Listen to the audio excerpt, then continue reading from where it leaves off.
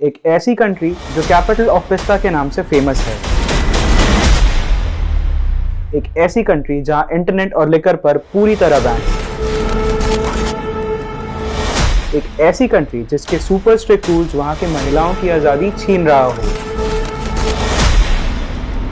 एक ऐसी कंट्री जिसका इंडिया के साथ हजारों साल पुराने रिलेशंस हैं। एक ऐसी कंट्री जहां हर सेंटेंस पे डेथ टू अमेरिका सुनने को मिलता है।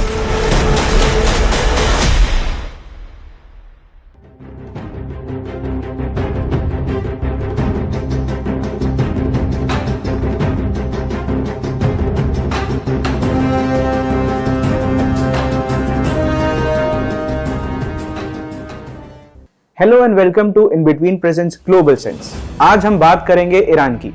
इजराइल और हमास के बीच वॉर शुरू होने के बाद से मिडिल ईस्ट रीजन की स्टेबिलिटी पर फिर से संकट आ गए हैं।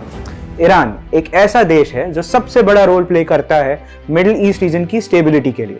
इस कंट्री के यूएस के साथ बिगड़ते हुए रिलेशंस अब ऐसे मोड़ पर आ गए हैं जहां से उस रीजन में फुल फ्लेज्ड वॉर शुरू हो सकता है, और ऐसी भी पॉसिबिलिटी है कि इस मिडिल ईस्ट रीजन से ही वर्ल्ड वॉर 3 की शुरुआत हो सकती है। तो आइए जानते हैं इस एरिया के पास्ट, प्रेजेंट और फ्यूचर जियोपॉलिटिकल सिचुएशंस के बारे में जो इस रीजन में तूफान ला सकते हैं। ईरान की सिविलाइजेशन यानी पर्शियन अरेबिक सिविलाइजेशन के बारे में जब बात की जाए तो इसके फुटप्रिंट्स 4000 बीसी तक जाते हैं। बट इसके रीसेंट हिस्ट्री में एक ऐसा इंसिडेंट हुआ है जिसने ईरान को एक फुली रेडिकलाइज्ड इस्लामिक रिपब्लिक बनने में मजबूर कर दिया है। 7 जनवरी 1978 से लेकर 11 फरवरी 1979 तक ईरान में विद्रोह यानी रेवोल्यूशन का पीरियड आया था। मोहम्मद रेजा पहलवी जो ईरान के आखिरी किंग थे उनके खिलाफ। इस रेवोल्यूशन का रिजल्ट ये हुआ कि पहलवी डायनेस्टी को ओवरथ्रो करके आयतुल्लाह रूहुल्लाह खोमेनी ईरान के सुप्रीम लीडर बने और उन्होंने ईरान में रेडिकलाइज्ड इस्लामिक रिपब्लिक एस्टैब्लिश किया जो आज के रूल्स एंड रेगुलेशंस में तब्दील हो गए हैं। मोहम्मद रेजा पहलवी वेस्टर्न कल्चर से काफी इन्फ्लुएंस थे और उन्हें इंग्लिश, फ्रेंच और जर्मन फ्लुएंटली आती थी। इनकी सोच ब्रॉड माइंडेड थी और ये आज के तौर तरीकों और डेवलपमेंट के साथ ईरान को आगे ले जाना चाहते थे। इन्हें मिडिल ईस्ट की स्टेबिलिटी के लिए यूएस का फुल सपोर्ट था। बट ईरानियन पब्लिक जो कि मेजॉरिटी शिया मुस्लिम्स हैं, वो पहलवी को अपने इस्लामिक कल्चर को इग्नोर किए जाने से काफी नाराज थे और खोमेनी के सपोर्ट के बाद ये नाराजगी रेवोल्यूशन में बदल गई। 1979 की ईरान हॉस्टेज क्राइसिस ने ईरान का यूनाइटेड स्टेट्स के साथ रिलेशन पूरी तरह खत्म कर दिया था। इसके रिजल्ट के कारण यूएस ने ईरान पर सैंक्शंस लगा दिए जिससे ईरान बाकी दुनिया से आज तक ट्रेड नहीं कर पाता है। नवंबर 1979 को कुछ रेवोल्यूशन से इन्फ्लुएंस कॉलेज स्टूडेंट्स ने तेहरान में यूएस एम्बेसी को पूरी तरह से अपने कब्जे में ले लिया था और वहां के 52 एम्बेसी स्टाफ और सिटीजन्स को हॉस्टेज यानी बंधक बना लिया था। इन स्टूडेंट्स की डिमांड बिल्कुल क्लियर थी। वो पहलवी जो कैंसर ट्रीटमेंट के नाम पर यूएस में शरण लिए हुए थे, उन्हें ईरानियन पब्लिक के हवाले कर दिया जाना चाहते थे। ये हॉस्टेज क्राइसिस नवंबर 4, 1979 से स्टार्ट होकर जनवरी 20, 1981 तक चली। एंड में हॉस्टेजेस को रिहा करना ही पड़ा, बट ईरान की इस हरकत का उन्हें बहुत बड़ा नुकसान झेलना पड़ा। सैंक्शंस तो लगे ही, देश की इकोनॉमी पूरी तरह से बिखर गई। आज तक वहां के लोग अच्छी मेडिसिन और basic and specialised health care facilities के लिए तरस रहे हैं।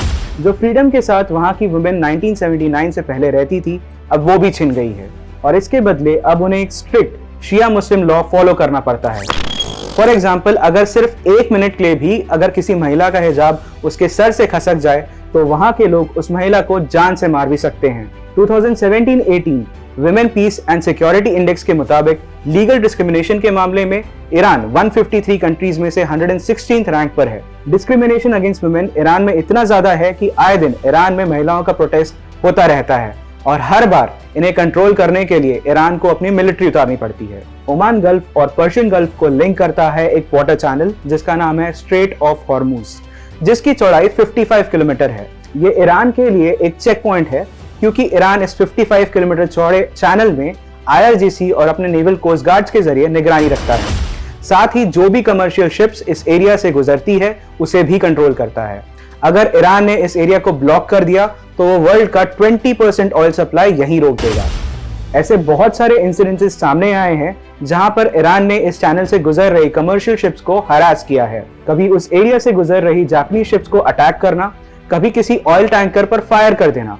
एज पर यूएसए, IRGC ये सब एक्टिविटीज कंटिन्यूअसली करता रहता है।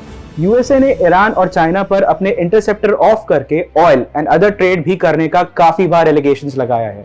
ईरान का कहना है कि जब उन पर सैंक्शंस इंपोज किए गए थे तब यूनाइटेड नेशंस, यूएसए या यूरोपियन यूनियन को यह बात समझनी थी कि ईरान अपनी इकोनॉमी को स्टेबल रखने के लिए वो सारी एक्टिविटीज करेगा जो उसके लिए करना जरूरी है।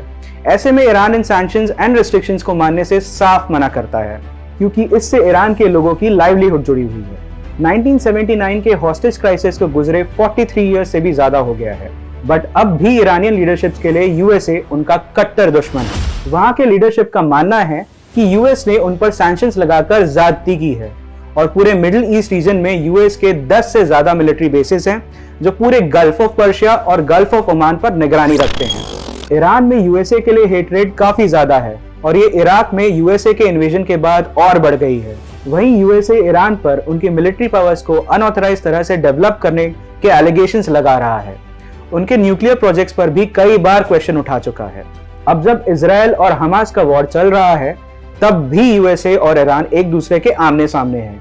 यूएस का कहना है कि उनके इराक और सीरिया के मिलिट्री बेसिस पर 24 अक्टूबर को ईरान ने प्रॉक्सी ग्रुप्स के थ्रू बॉम्बिंग करवाई है। ईरान इन एलिगेशंस को नकार रहा है, बट 2019 में वाइस को दिए गए एक इंटरव्यू में आईआरजीसी के एक्स कमांडर हुसैन कननी मुगदाम ने यह बात साफ बताई है, ईरान अपनी मिलिट्री एक्सपेंशन इसलिए कर रहा है कि वो यूएसए के किसी भी फॉर्म ऑफ इन्वेजन को नाकाम कर सके। और उन्होंने ये भी कहा है कि ऐसा इन्वेजन यूएसए के लिए वियतनाम वॉर से भी ज्यादा खतरनाक हो सकता है। कई सारी मीडिया रिपोर्ट्स और जियोपॉलिटिकल एक्सपर्ट्स की माना जाए तो ऐसी काफी पॉसिबिलिटी है कि यूएसए और ईरान के बीच एक फुल फ्लेज्ड वॉर देखने को मिल सकता है, क्योंकि इजराइल को यूएसए का सपोर्ट है और हमास और हिजबुल्लाह जैसे टेररिस्ट ग्रुप्स को ईरान का। तो अब वॉर आमने सामने भी हो सकता है। एनबीसी न्यूज की वेबसाइट के मुताबिक इजराइल हमास वॉर एस्केलेट होकर पूरे मिडिल ईस्ट रीजन का वॉर में तब्दील हो सकता है, और क्योंकि ईरान को रशिया और चाइना का सपोर्ट है और इजराइल को यूएसए एंड अलाइड नेशंस का, ऐसे में वर्ल्ड वॉर 3 स्टार्ट होने की पॉसिबिलिटी को नकारा नहीं जा सकता है। इसी के साथ हम आज के ग्लोबल सेंस के एपिसोड को यहीं रोकते हुए आपसे अलविदा लेते हैं और अपने नेक्स्ट वीडियो में आपको ऐसे ही एक और कंट्री के बारे में इन्फॉर्म करेंगे। अगर आपको हमारी आज की प्रेजेंटेशन अच्छी लगी हो तो लाइक, शेयर एंड सब्सक्राइब करना ना भूलें। हमारे नए वीडियोस को सबसे पहले देखने के लिए बेल आइकन को प्रेस करना ना भूलें। मैं था आपके साथ दीपांक नायकर। ऐसी ही वीडियोस को देखने के लिए कीप वॉचिंग इन बिटवीन।